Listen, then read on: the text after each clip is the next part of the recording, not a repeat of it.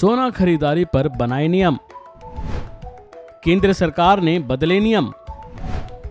खरीदने और बेचने से पहले जान लें। अगर आप सोना खरीदने की योजना बना रहे हैं तो ये खबर आपके लिए है। आपको सोना खरीदने से पहले सरकार के ये नए नियम जरूर जान लेने चाहिए, क्योंकि केंद्र सरकार ने सोने की खरीदारी को लेकर नियमों में बदलाव किया है।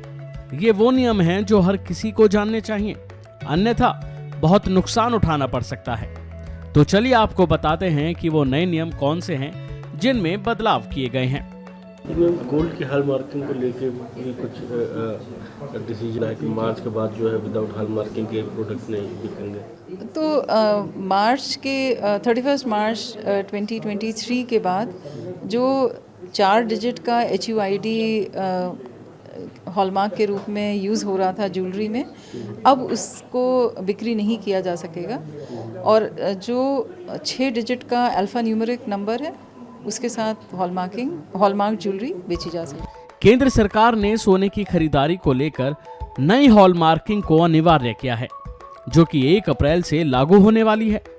ऐसे में 31 मार्च 2023 के बाद बिना हॉलमार्क यूनिक आइडेंटिफिकेशन यानी HUID वाले सोने के जेवरात और कलाकृतियां ना मान्य होंगे और ना ही बेचे जाएंगे। जी हाँ, आपने बिल्कुल सही सुना। अब आपको बताते हैं ये नियम सरकार ने क्यों बनाए हैं। ग्राहकों को धोखाधड़ी से बचाने और देश भर में सोने की गुणवत्ता को अनुरूप मानकों की गारंटी देने के लिए भारत सरकार सोने के आभूषणों के लिए एक जरूरी HUID बेस्ड हॉलमार्किंग नियम लाने जा रही है, जिसके बाद ध्यान देने वाली बात यह है कि ग्राहकों के बीच 4 डिजिट और 6 डिजिट हॉलमार्किंग को लेकर भ्रम दूर करने के लिए ये अहम कदम उठाया गया है।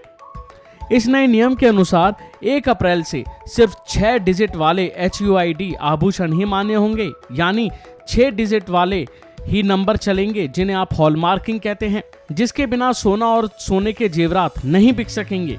इतना ही नहीं, 4 डिजिट वाली हॉलमार्किंग पूरी तरह से बंद हो जाएगी। इस कदम का उद्देश्य गुणवत्ता मानकों और उपभोक्ता संतुष्टि को सुनिश्चित करना है। सरकार ने व्यवसायों की सहायता के लिए विभिन्न उत्पादों में माइक्रो यूनिटों के लिए मार्किंग शुल्क में 80% रियायत और उत्तर पूर्व में सभी यूनिट के लिए अतिरिक्त 10% रियायत का ऐलान किया है। अब सवाल उठता है कि क्या ग्राहक इसकी पहचान कैसे करेगा। इसके लिए ग्राहक BIS लोगो, कैरेट में शुद्धता, पहचान चिन्ह या फिर हॉलमार्किंग केंद्र की संख्या और पहचान चिन्ह या जौहरी की संख्या देखकर आसानी से परख कर सकते हैं कि उनके आभूषण हॉलमार्क हैं या नहीं। तो वहीं इसके साथ एक कड़ा नियम ये भी है कि इस नियम का उल्लंघन करने वाले ज्वेलर्स को आभूषण की कीमत का 5 गुना जुर्माना या 1 साल की कैद या फिर दोनों हो सकती है। जाहिर है कि भारतीय मानक ब्यूरो यानी BIS ने जून 2021 में स्वर्ण आभूषणों और कलाकृतियों की हॉलमार्किंग को अनिवार्य किया था।